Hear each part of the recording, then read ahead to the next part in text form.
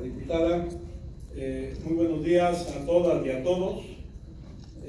Agradezco desde luego la oportunidad de poder expresar lo siguiente y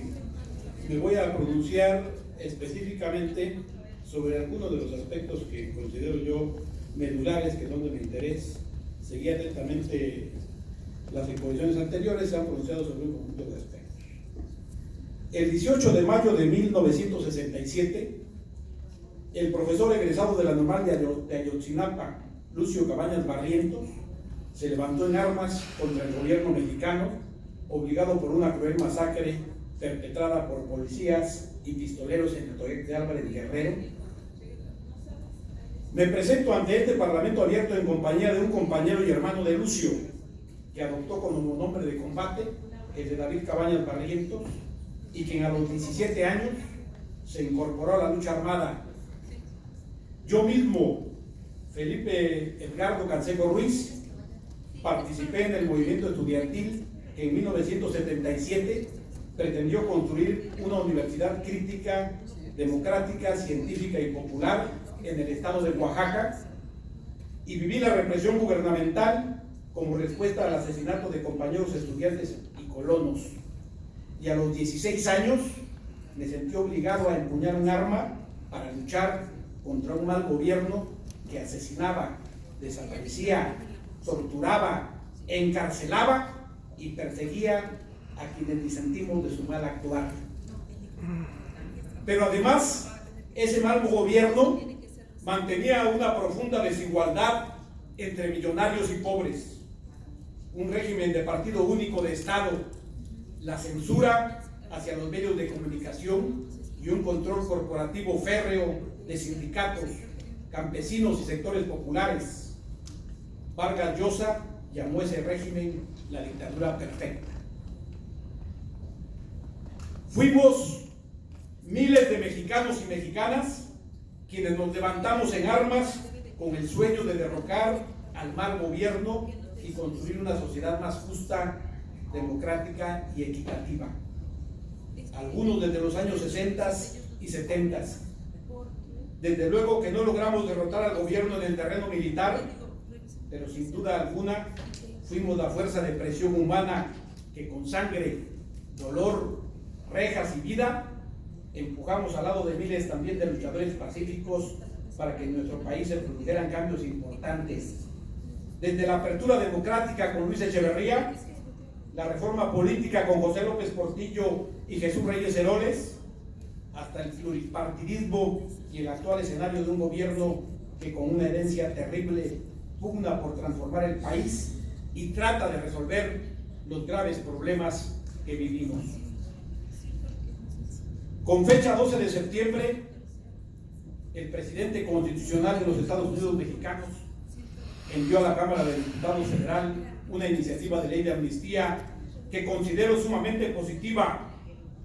misma en la que entre otros aspectos incluye en el artículo primero, fracción quinta. A las personas que hayan cometido el delito de sedición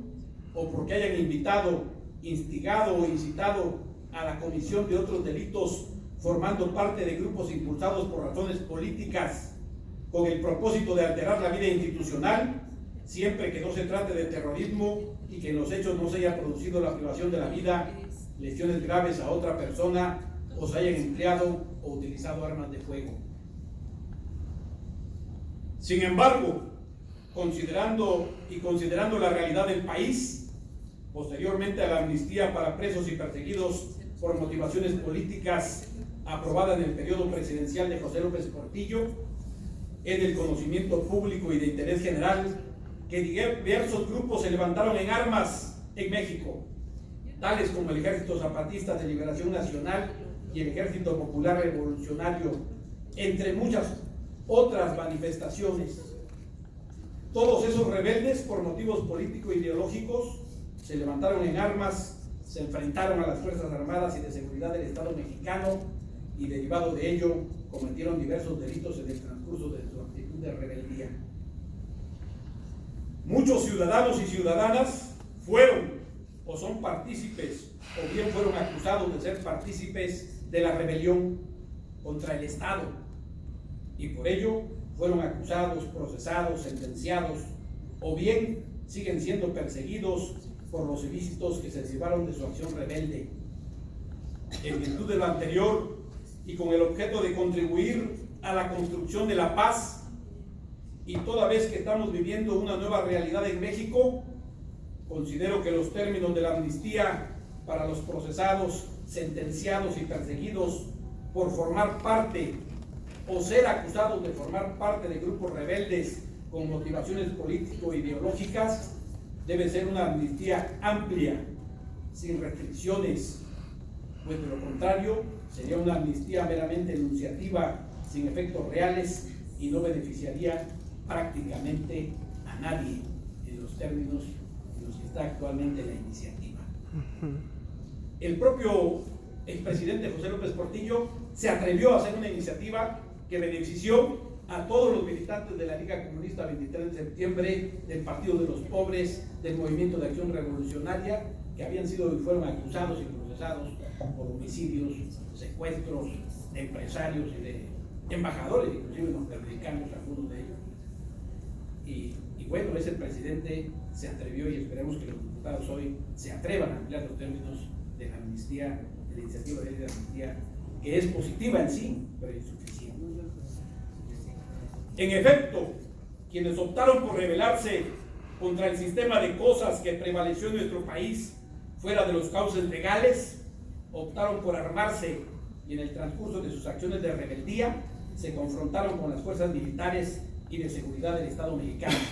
Entonces nos confrontamos y adoptamos conductas violentas de diversa índole. Es precisamente a esos rebeldes, o a quienes fueron acusados de ello, a quienes considero que debe ser dirigida la fracción quinta del artículo primero de esa iniciativa de amnistía, por diversas razones. En primer lugar, porque significaría una mano tendida del actual gobierno de México y de los poderes constituidos para avanzar en la construcción de la paz hacia quienes, en la oscuridad del autoritarismo que caracterizó a los gobiernos neoliberales, consideramos que la única alternativa era levantarse en armas, rebelándose contra ese estado de cosas. En segundo lugar, porque muchos ciudadanos y ciudadanas que participaron o fueron acusados de participar en diversos grupos rebeldes y que fueron sentenciados por delitos derivados de su militancia político-ideológica, aun y cuando ya han compurgado sus sentencias, siguen o seguimos impedidos de participar en diversos aspectos de la vida política nacional, en virtud de que contamos con antecedentes penales. David y yo por portación de arma de fuego, únicamente por fortuna, otros por muchísimas cosas. No dejo de mencionar que todas ellas y ellos estuvimos en la actitud de arriesgar nuestra vida y la libertad por tratar de construir un mejor país. Y en tercer lugar, porque considero que nuestro país tiene una deuda con sus ciudadanas y ciudadanos que, equivocados o no, con su rebeldía empujaron las transformaciones que actualmente estamos viviendo, desde la apertura democrática y la reforma política hasta la posibilidad de que hoy un nuevo gobierno esté al frente del país y se pueda consolidar la democracia y la alternancia real en el poder. Por lo anteriormente expuesto, considero que la fracción quinta del artículo primero de la ley de amnistía, que fue propuesta por el presidente constitucional de los Estados Unidos mexicanos, debe decir lo siguiente. Artículo primero, fracción quinta. Por los delitos de sedición y rebelión, se aumente rebelión, es la propuesta, a quienes hayan invitado, incitado, instigado o participado en estos delitos y que conspiraron y se rebelaron contra el Estado mexicano por motivaciones político-ideológicas, forman parte o fueron acusados de formar parte de organizaciones rebeldes y en virtud de ello fueron procesados, sentenciados o son perseguidos por cualesquiera delitos derivados de actos de rebeldía. Artículo 2. No se concederá el beneficio de esta ley a quienes hayan cometido delitos contra la vida, la integridad corporal, secuestro o hayan utilizado en la comisión de armas de fuego. Tampoco se podrán beneficiar las personas indiciadas por los delitos a que se refiere el artículo 19 de la Constitución Política de los Estados Unidos Mexicanos o que hayan cometido otros delitos graves del orden federal, adicionando con la excepción de quienes estén contemplados en la fracción quinta del artículo primero de esta ley, o sea, quienes fueron imputados por motivaciones político-ideológicas y forman o formaron o fueron acusados de formar parte de grupos rebeldes y jamás tuvieron intereses delincuenciales ni mezquinos, sino el interés de transformar un país mejor para todas y todos los mexicanos. Esa es pues la propuesta y la intervención. ¿Me faltan minutos o me sobran? Le pedimos a quien esté llevando el tiempo cuánto lleva el participante. Le faltan 2 minutos, licenciado, doctor. Muchísimas gracias. Especialista en Derecho, perdón, no me doy el grado que todavía no. Es muy importante y quisiera yo llamar a la reflexión a las compañeras y a los compañeros. Sabemos que finalmente esto va a ser dictaminado por las comisiones, primero de Justicia, después unidas de Justicia y Gobernación. Ese es el procedimiento legislativo,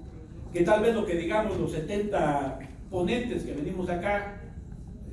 haya sido solo la catarsis social que se acostumbra para que tuviéramos la posibilidad de expresarnos, pero también existe la posibilidad real, y por eso estamos aquí,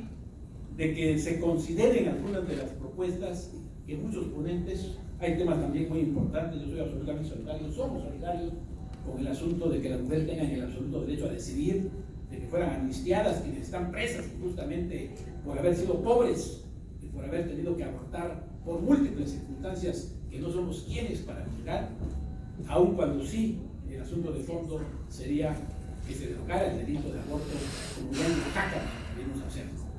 Pero aun cuando eso es complejo, porque inclusive el Congreso de Puebla se negó y no fue posible lograr lo que logramos en Oaxaca, o lo que lograron nuestros compañeros legisladores en Oaxaca, el solo hecho de que quienes aún estén presas por esos delitos puedan salir libres, ya es posible.